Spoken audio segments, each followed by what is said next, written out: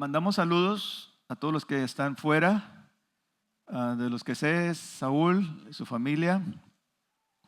Los saludamos allá donde están. Dios los bendiga y los traiga con felicidad. No sé quién más salió, nadie más me ha avisado.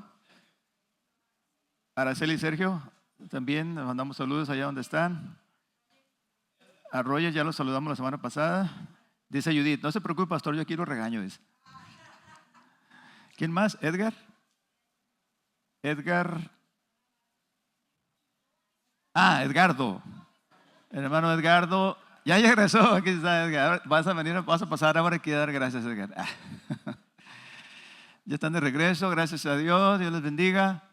Y así vamos a estar regresando, hermanos, poco a poquito. Los que han salido y los que vamos a salir. Que Dios nos traiga con toda felicidad. Amén. Muy bien. El tema es el reino dividido. ¿Cuántos saben que la Biblia es como un mapa para dirigirnos en este mundo? Si no conocemos o no entendemos un mapa, este se convierte en algo inútil, ¿verdad? Así es la palabra de Dios escrita. Si no la conocemos, no nos sirve de nada. En cambio, si la conocemos y nos dejamos guiar por ella,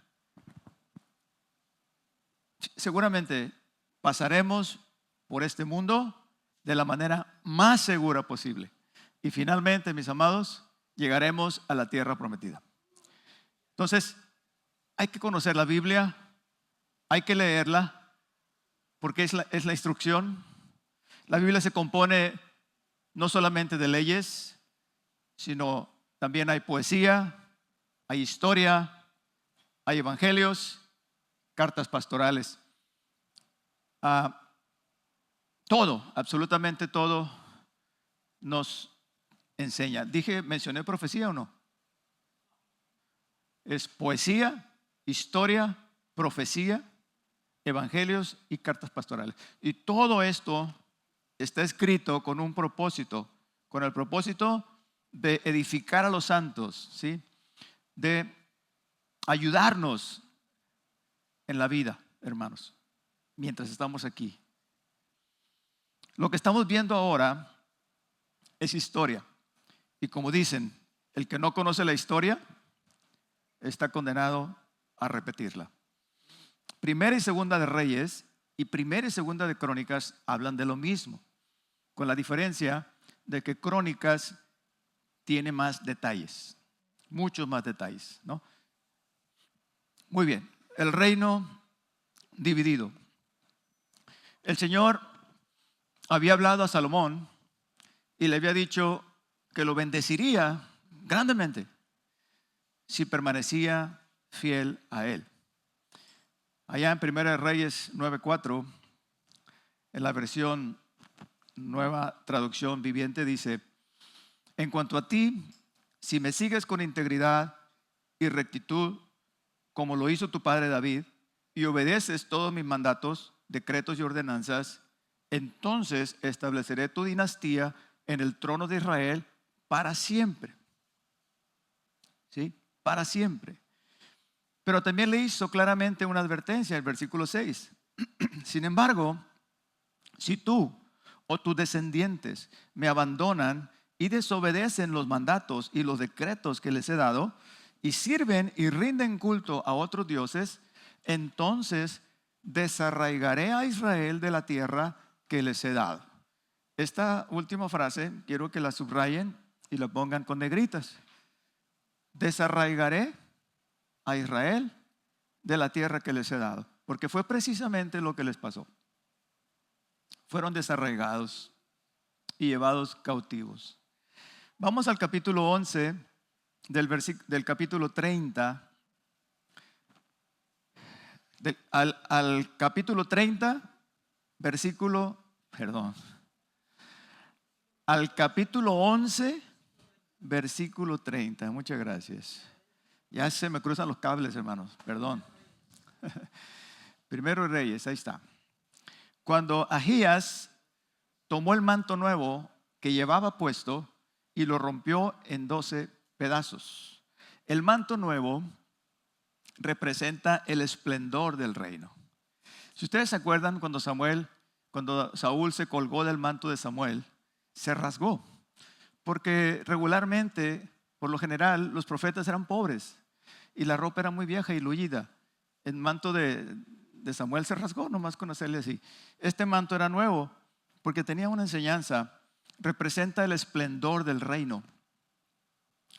Versículo 31 dice que luego le dijo a Jeroboam, lo partió en 12 pedazos y le dijo, toma 10 de estos pedazos, porque el Señor dice, estoy a punto de arrancar el reino de manos de Salomón y te daré a ti 10 de las tribus. Pero le dejaré una tribu a Salomón por amor a mi siervo David y por amor a Jerusalén, la ciudad que yo he escogido. Pues Salomón, versículo 33, se ha apartado de mí y rindió culto a Astoret, a Quemos y a Moloc. Ahí nomás. A Moloc se les sacrificaban niños, para que tengan una idea de la clase de ídolos, de demonios. Efectivamente, mis amados, la palabra del Señor se cumple y el reino se divide. Diapositiva, por favor. Reino del norte y reino del sur. Y a partir de ese momento, al norte se le llama Israel y al sur se le llama Judá. En el libro de Reyes, cuando un nuevo rey se levantaba, ya sea en el norte o en el sur, aparece siempre esta frase: hizo lo bueno o hizo lo malo ante los ojos de Jehová. Los buenos obedecían al Señor, los malos le abandonaban y se volvían a los ídolos. Como consecuencia, a los buenos les iba bien y a los malos les iba mal. Esta fue una constante en la historia de los reyes de Israel y sigue siendo, hermanos queridos, una constante en nuestros días. Un pastor llamado Joel Osteen, autor y pastor de la iglesia más grande en los Estados Unidos, Lakewood Church, en Texas. Tienen más de 50,000 miembros, ¿sí? Y es un estadio grandísimo cada domingo. Y es uno de los principales apóstoles de la prosperidad. Su mensaje es: solo piensa y declara que te irá bien, porque Dios quiere que seas feliz. Vive tu mejor vida ahora. Es el título de su libro, con más de 5 millones de copias vendidas. ¿Quién no quiere escuchar esto? Pero eso es una verdad a medias. Efectivamente, Dios quiere que seamos felices. Claro que sí, muy felices. Pero no vendrá solo con declararlo. Hermanos, la única manera de tener una felicidad duradera es obedeciendo la palabra de Dios. La única manera de estar seguros en este mundo es habitar bajo la sombra del Omnipotente. Fuera de Él no hay garantías. En el caso de Israel, la historia lo confirma. Dios los quería bendecir, pero ellos se alejaban y los entregaba a sus enemigos. Y es aquí, precisamente, mis amados, donde aparecen los profetas. Ahora, cuando usted vaya a su Biblia, a su casa, y empiece a leer a Isaías o cualquiera de los profetas, Jeremías, tendrá seguramente más sentido, porque nos vamos a ubicar después de esta prédica en el contexto de los reyes. Les voy a poner un ejemplo.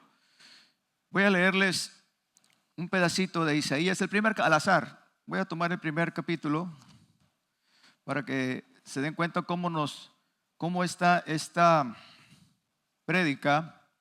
Nos va a abrir un panorama y vamos a entender a los profetas. Los profetas profetizaron y aparecieron. ¿Cuál será la palabra? ¿Cuál será la palabra? Exclusivamente aparecieron en este tiempo solamente para hacer volver a Israel. ¿Sí? Por eso aparecieron, por eso existen. Dice: escucha, oh cielos, presta atención, oh tierra, dice el Señor. Los hijos que crié y cuidé se han rebelado contra mí. O sea, el pueblo de Israel, Isaías está hablando al pueblo de Israel. Dice: hasta un buey conoce a su dueño y un burro conoce a su amo, pero Israel no conoce a su amo. El profeta está profetizándoles. Mi pueblo no reconoce mis cuidados a su favor. O sea, no son agradecidos. Qué nación tan pecadora, pueblo cargado con el peso de su culpa. Están llenos de maldad, hijos corruptos que han rechazado al Señor. Estos son los profetas, ¿sí? Y también les dice: vengan ahora y estemos a cuentas. Aunque sus pecados sean como la escarlata, yo los haré tan blancos como la nieve. Si tan solo me obedecen, tendrán comida en abundancia. Pero si se apartan y se niegan a escuchar, la espada de sus enemigos los devorará. Yo, el Señor, he hablado. Ahí están los profetas en este tiempo. ¿Por qué? Porque el pueblo se alejó, el pueblo se apartó. Tanto el norte como el sur. Vayamos a Segunda de Reyes, capítulo 17, verso 13. Una y otra vez el Señor envió a sus profetas y videntes para dar a Israel y a Judá la siguiente advertencia: apártense de sus malos caminos, obedezcan mis mandatos y decretos. Versículo 14. Sin embargo, los israelitas no quisieron escuchar, fueron tan tercos como sus antepasados. Versículo 15. Rindieron culto a ídolos inútiles, por lo cual ellos mismos se volvieron inútiles. ¿Saben qué son los ídolos inútiles actualmente? Son todas esas cosas vanas a las que el mundo le rinde culto. Prácticas tontas cuyo fin solo es la vanidad. Piense, ¿qué sentido tiene hacer esto o hacer aquello? Y la gente hace cosas y las tiene. A propósito, ahí les va una nueva. ¿Cuántos conocen el chat GPT? Levanten la mano. Es la última tecnología. Pues resulta que ahora están usando el chat GPT, jóvenes, adolescentes, incluso gente adulta, para preguntar como si fuera Dios. Soy un joven así, así, así. ¿Qué hago si tengo este problema, si tengo este sentimiento? Y el chat contesta de acuerdo a todo el acervo que hay en internet. John Piper hizo una prueba. Él sacó una prédica sobre este tema y dice: yo metí y pregunté, dame una oración así, así, así, así. Me contestó de una manera perfecta, teológicamente correcta. Es una maravilla, pero es letra muerta. No tiene alma. El joven está recurriendo, ¿sí? Jóvenes, casados también, baby. Todo el mundo. Incluso, o sea, porque la inteligencia artificial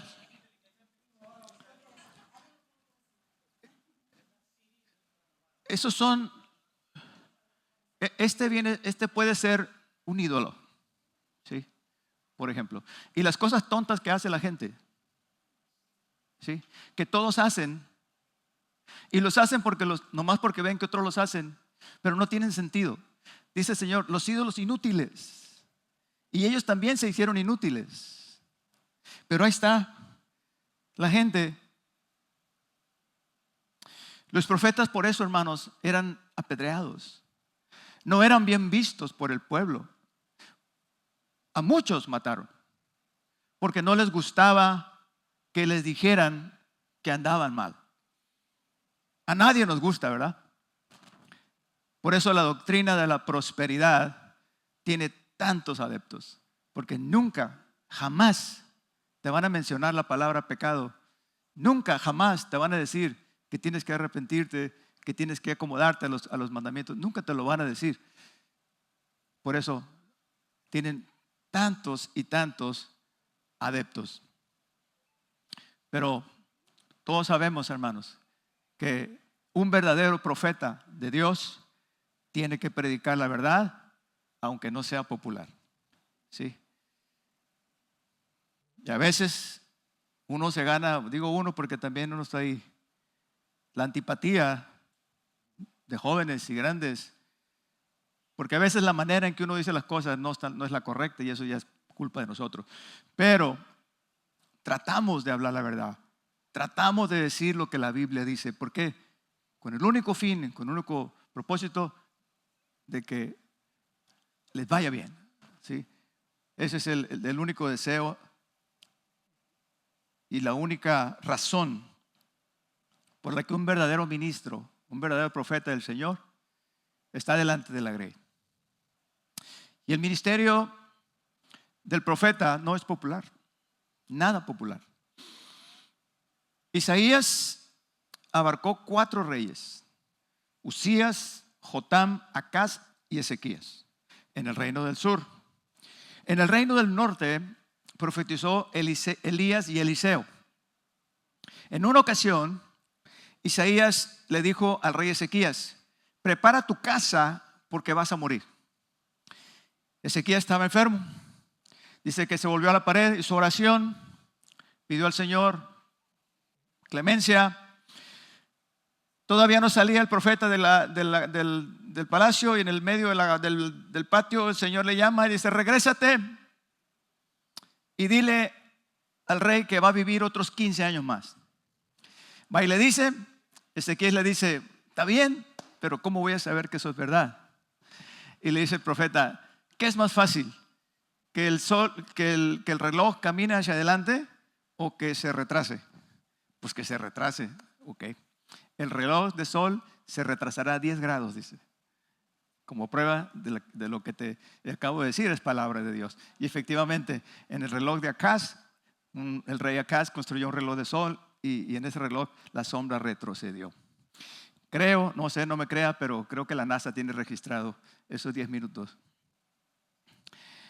Elías y Eliseo también hicieron grandes milagros. Elías hizo descender fuego del cielo. Una vez quemó a 50 profetas porque iban a, Ocosías fue a perseguirlo y le dijo: el rey quiere venir a verte, varón de Dios.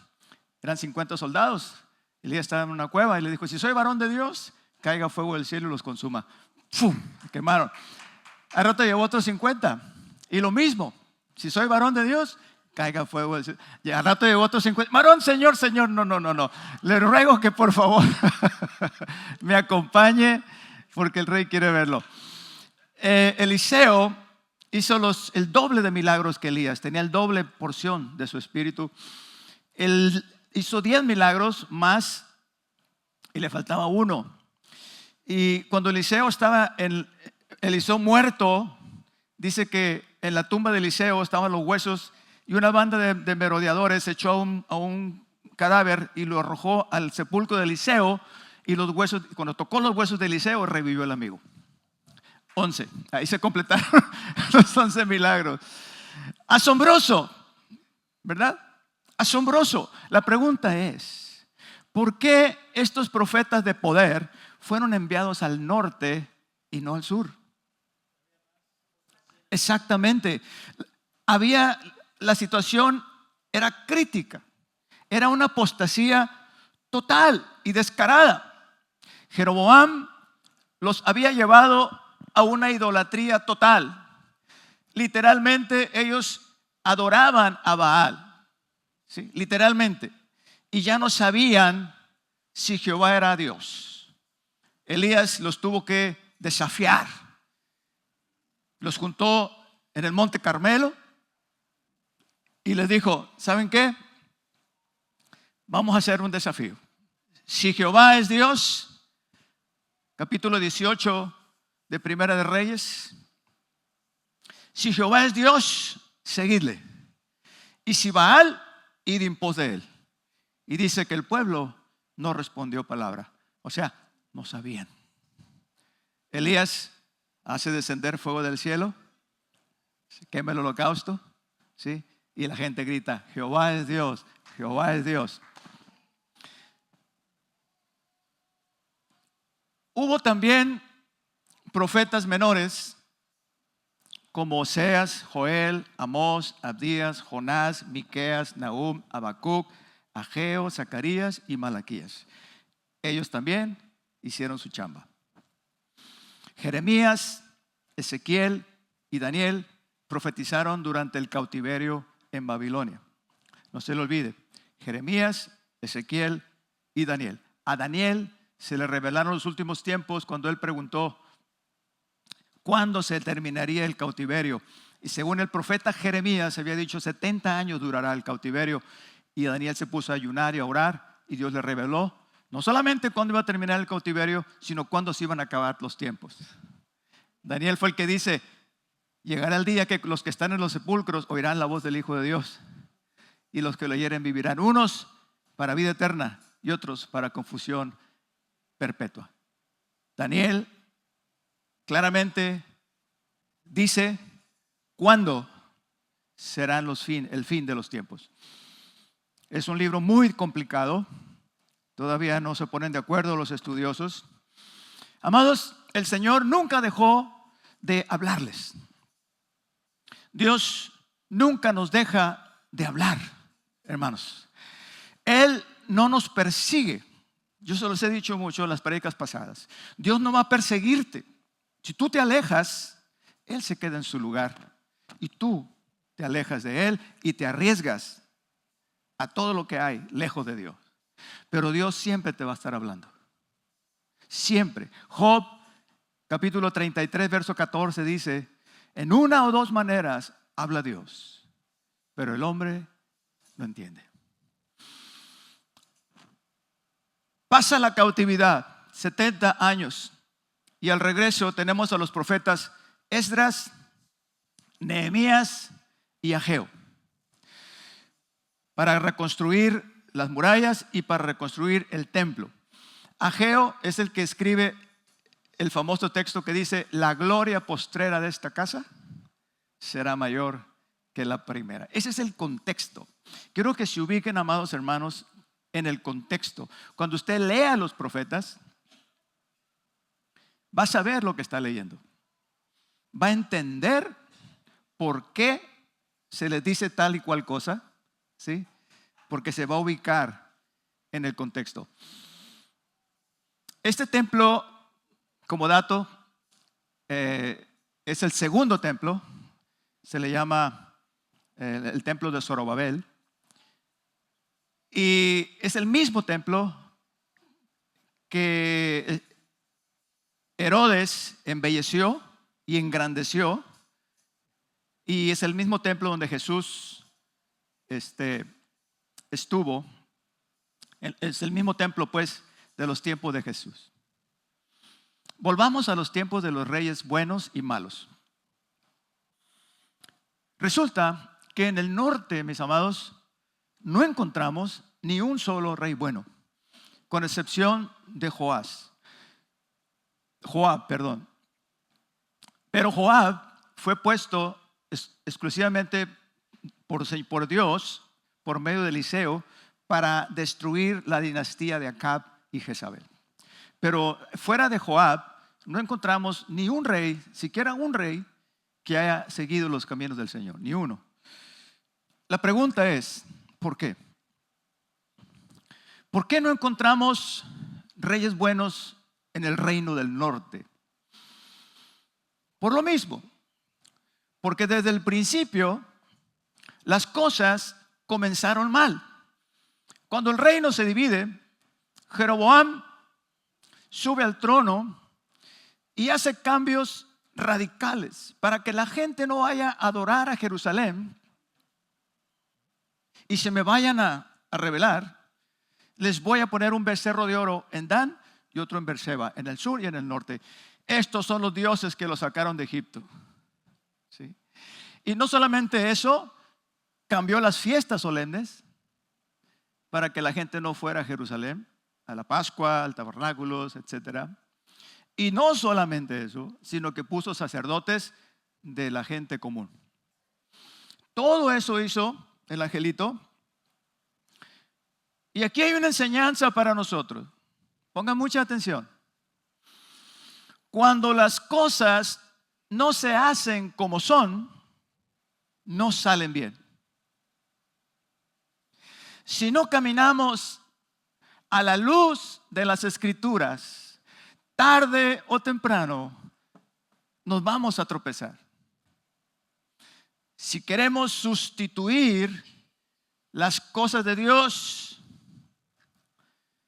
y justificarnos, nos engañamos a nosotros mismos.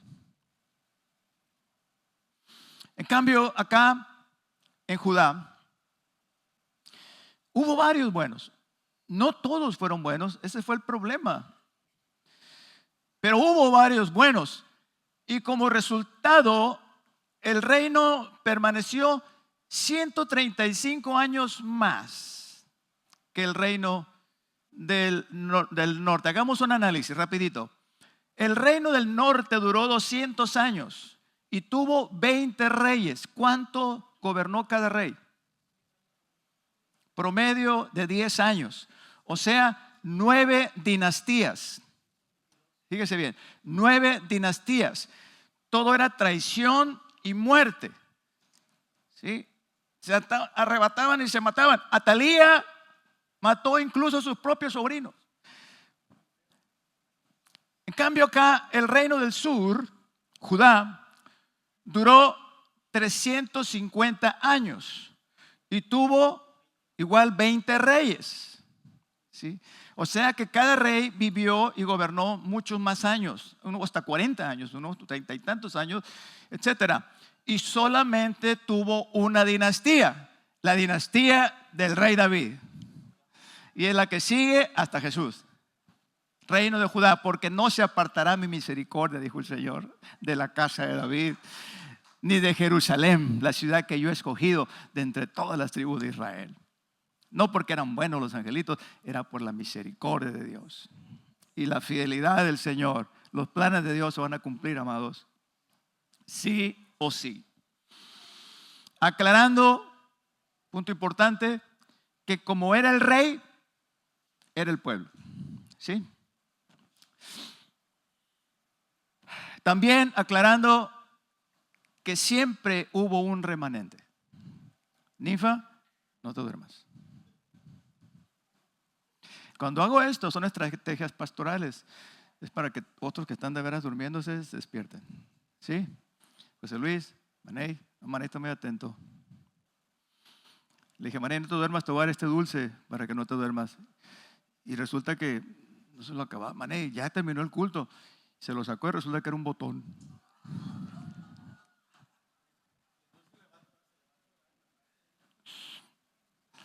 Ok, ¿en qué estábamos? Siempre hay un remanente. Y van a leer los profetas. Cuando lean los profetas, van a leer del remanente. O sea, siempre hay un grupo de gente. ¿Sí? En Israel ahorita es una mezcolanza, una melcocha, una cochinada. Hay ateos, hay judíos ateos. ¿Sí? Israel no cree en el Dios que lo sacó de Egipto, pero hay los judíos ortodoxos. ¿Sí? Hay un remanente. Siempre, a través de la historia, ha habido un remanente. Grábeselo bien. Igual en nuestros tiempos, amados. Aunque hay muchos cristianos, no todos los cristianos son buenos cristianos, no todos son fieles, pero siempre hay un remanente. ¿Cuántos quieren ser el remanente? Dios nos conceda. Bien, finalmente después viene Ezequías, es uno de los últimos reyes, muy buen rey, El acueducto de Ezequías es un acueducto que él hizo en aquel tiempo, que a la fecha en Jerusalén usted puede ir y entrar ahí por abajo de la tierra y caminar por el acueducto de Ezequías. Un gran rey en el tiempo de Isaías, precisamente. Ya lo mencioné hace un momento. Después de él vino Manasés, una calamidad. Pero Manasés tiene un testimonio tremendo. Dios lo perdona al final. Fue una amenaza, fue una cosa terrible, Manasés. Y sin embargo, la misericordia de Dios, hermano, dije yo, este amigo no tiene perdón, y Dios lo perdonó. Para que vea usted que el Señor perdona. Amén. Si tus pecados fueran negros, dice, o rojos, vendrán a ser como blanca lana. Alguien diga, gloria a Dios.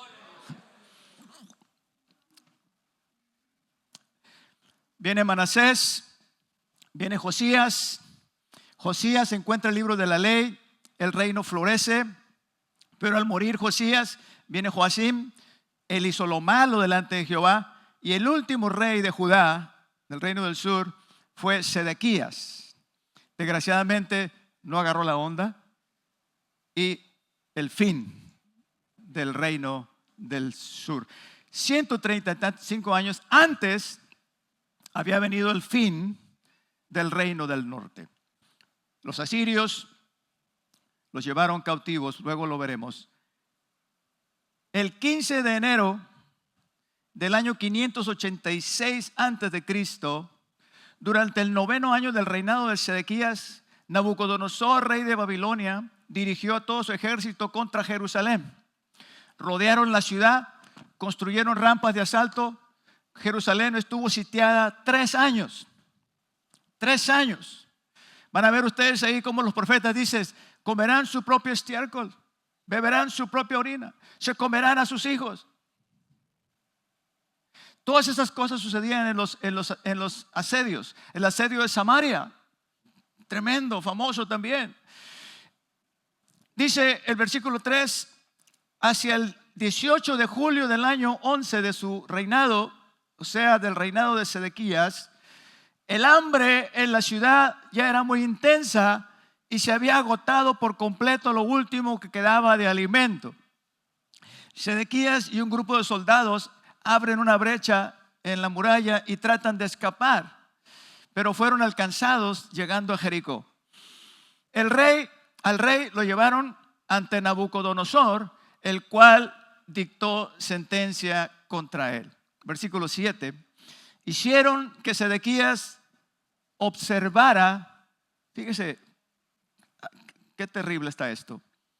Hicieron que Sedequías mirara mientras masacraban a sus hijos delante de él, y a él le sacaron los ojos, lo ataron con cadenas y lo llevaron a Babilonia. Digo yo, ¿qué necesidad hay de esto?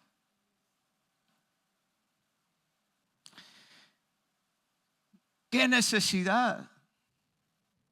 Cuando uno tras otro, los profetas, está como los pastores los domingos, cada domingo. Sí. ¿Qué necesidad? ¿Por qué se apartaban de Jehová? ¿Qué hay en los ídolos que la gente se va tras ellos? No acabo de entender, hermanos. Yo no entiendo. No hay necesidad de tanto sufrimiento. Hay un Dios amoroso que promete estar con nosotros todos los días, aún en el valle de sombra de muerte, si tan solo somos fieles a Él. Este fue el fin de la monarquía. Ellos dejaron a Jehová y el Señor los entregó a sus enemigos. Y hicieron con ellos. El esquema es muy claro. Ahora, vamos a tratar de aplicar, de traer una aplicación. Recuerden que todo comenzó con Salomón y las mujeres extranjeras que desviaron su corazón. Amén. ¿Qué nos dice esto? Bueno, dos cosas. Que no hay que casarse con mundanos o con mundanas, aunque sean cristianos. Porque habemos cristianos que somos mundanos y cristianas que son mundanas. Pero también nos dice otra cosa, que no podemos confiar en nosotros mismos, por más sabios que nos creamos.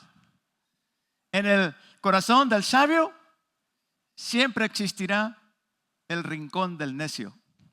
¿Se acuerdan? Aristóteles, discípulo de Platón. Salomón se la creía, se la creyó. Pero el que se ensalza, dice la Biblia, y eso le pasó al rey más sabio de la tierra y más rico y más poderoso, fue humillado, hermanos, de una manera terrible. No podemos confiar en nosotros mismos, dice la palabra de Dios. Maldito el hombre que confía en el hombre y que pone su brazo por apoyo. Porque más o por más inteligentes que nos creamos o capaces, no podemos contra las fuerzas espirituales de maldad. No podemos contra Satanás y sus artimañas. Amados, debemos reconocer que somos simples mortales y además débiles, llenos de debilidades. Sin la ayuda del Espíritu, del poder del Espíritu Santo, no podremos hacer frente a nuestros enemigos. Recuerde que son tres. ¿Sí?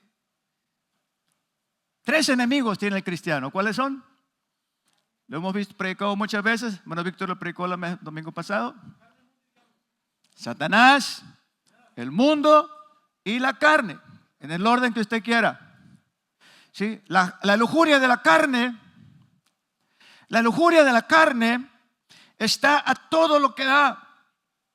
Si ya por sí batallamos, ahora con la libertad sexual que está destruyendo matrimonios y familias, amados, no hay temor de Dios.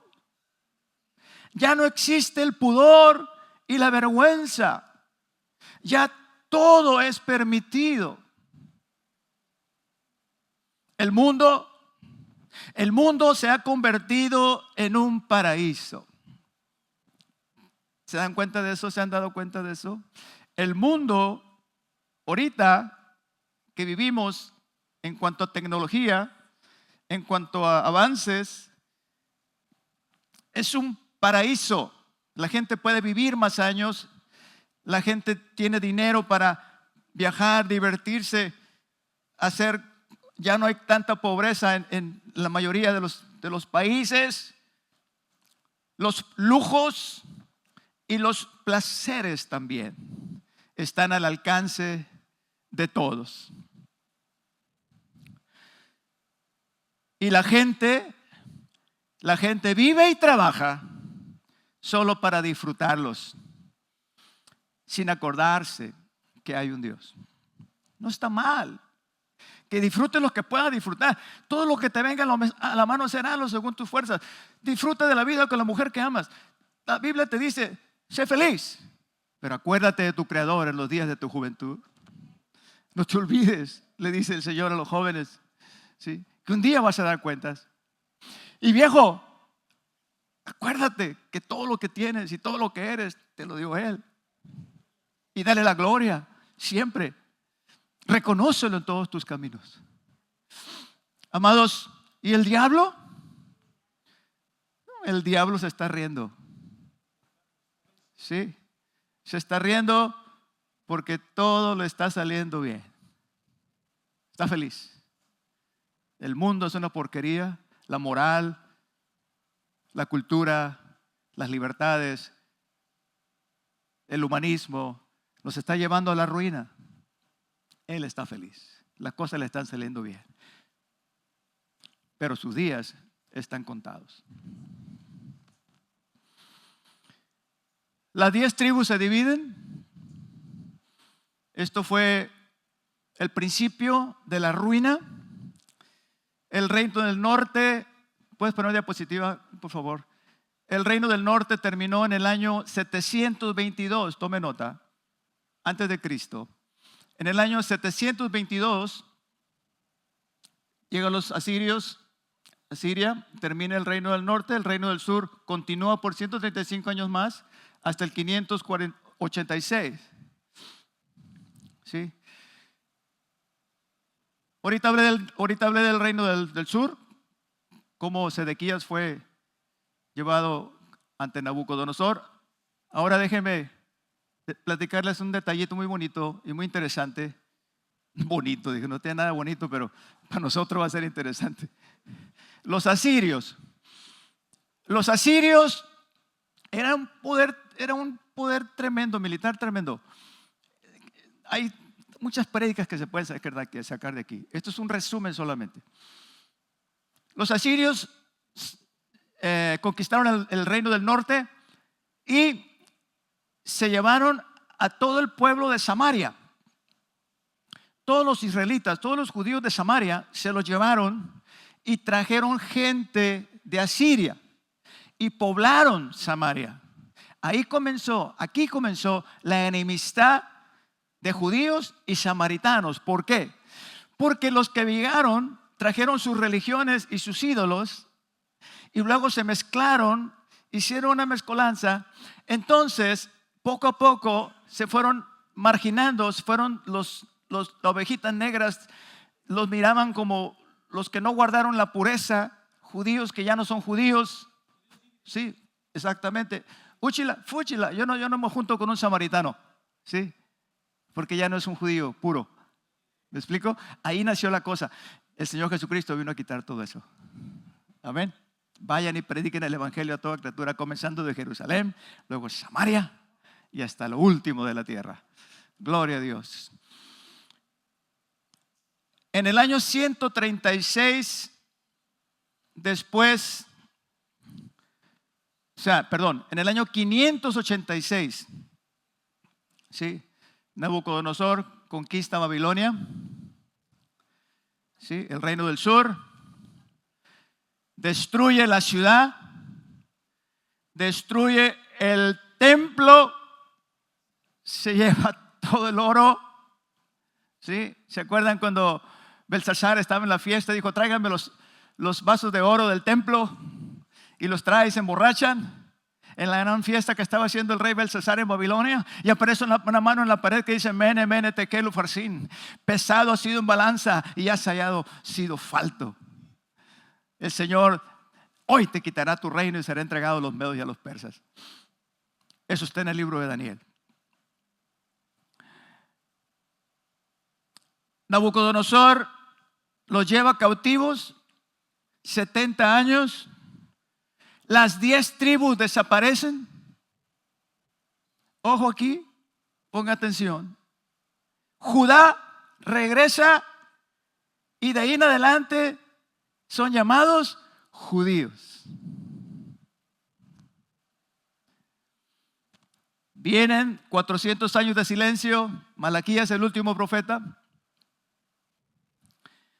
No hubo profeta en 400 años.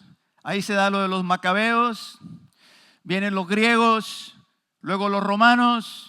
Dato importante, tome nota.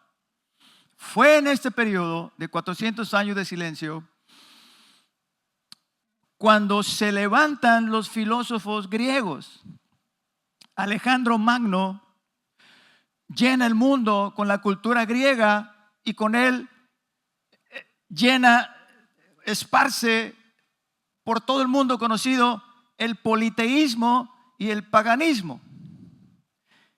Cuando no hay palabra de Jehová, el hombre hace lo que quiere. Proverbios 29:18. Sin profeta, el pueblo se desenfrena. 400 años de silencio, el enemigo aprovechó y dijo, aquí meto mi rollo. Aquí meto el humanismo, aquí meto el politeísmo, aquí meto todas las ideas. No hubo profeta del Señor. No había palabra de Dios hasta que finalmente llegamos al tiempo de Jesús.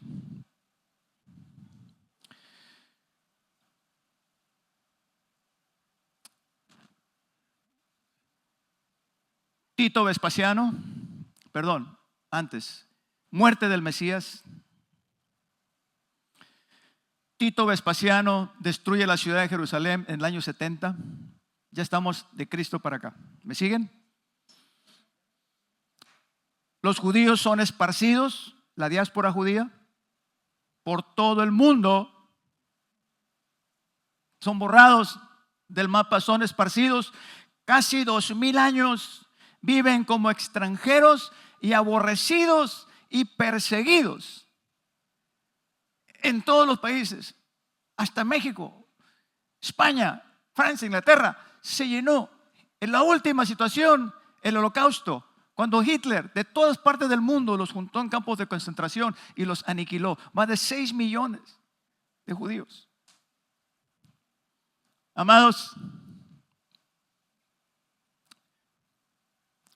todos podemos ver claramente cómo este pueblo ha sufrido.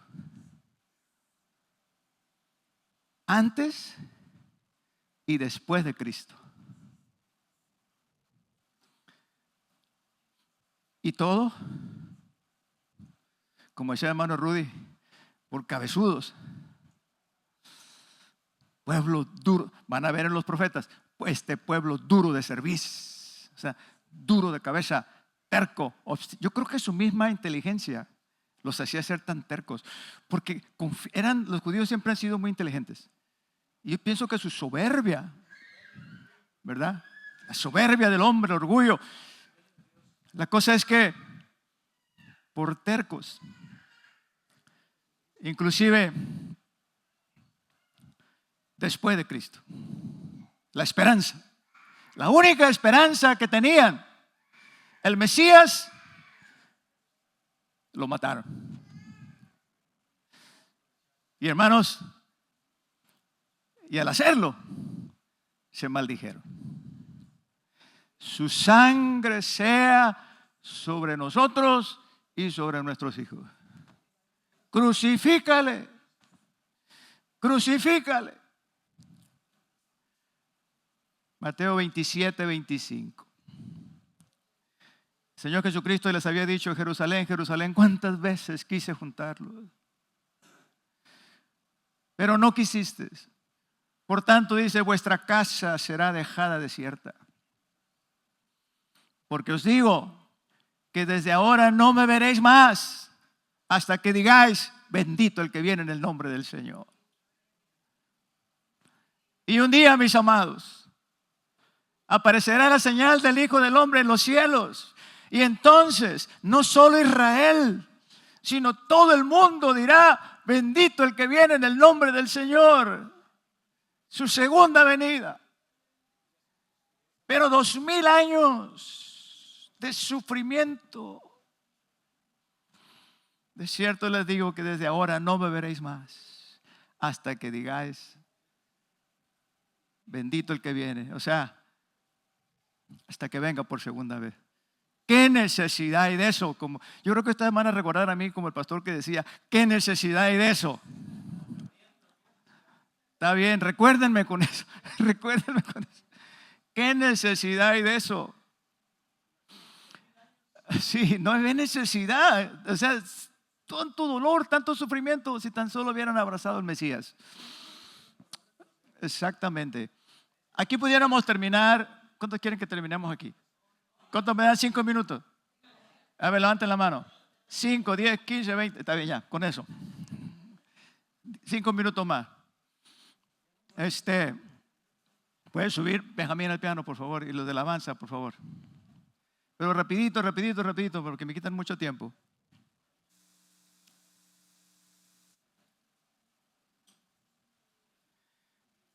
Todos los coros también suban. Miren, amados, no puedo llegar yo a una conclusión. Ahorita que la hermana Rosy y la Paulina se callen. Yo no puedo llegar a una conclusión en un tema como este porque es un tema muy amplio y es mucho resumen. Pero cada quien saque sus propias conclusiones, ¿sí? Para no repetir la historia, ¿sí? Para no vivir situaciones similares. Déjeme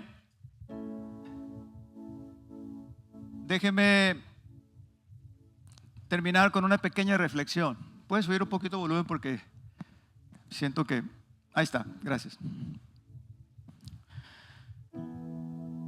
El Eterno, creador del universo, fundó la tierra, ¿sí o no? Y puso al hombre en ella, con el propósito, con el fin de que reinara sobre la creación. Amén a eso. El primer hombre falló. El segundo Adán no fallaría. Después de 400 años de silencio, que no hubo voz profética, no hubo palabra de Dios, Juan el Bautista rompe el silencio diciendo: el reino de los cielos se ha acercado. Y aunque lo rechazaron, un día el hijo de David volverá y será rey sobre este mundo, y su reino no tendrá fin. Aleluya.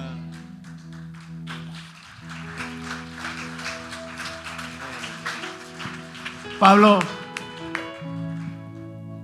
le dice a Timoteo: te mando que guardes el mandamiento sin mácula ni reprensión hasta la aparición de nuestro Señor Jesucristo, la cual a su tiempo mostrará el bienaventurado y solo soberano, Rey de reyes y Señor de señores. Apocalipsis 19:11. Vi el cielo abierto, y aquí un caballo blanco, y el que lo montaba se llamaba Fiel y Verdadero. Versículo 13. Estaba vestido de una ropa teñida en sangre, y su nombre es el Verbo de Dios. Y los ejércitos celestiales, vestidos de lino finísimo, blanco y limpio, le seguían en caballos blancos. De su boca sale una espada aguda para herir con ella a las naciones, y él las regirá con vara de hierro. Y él pisa el lagar del vino del furor y de la ira de Dios Todopoderoso. Y en su vestidura y en su muslo tiene escrito este nombre: Rey de reyes y Señor de señores. Gloria a su nombre. Aleluya. ¿Por qué no le adoramos, hermanos?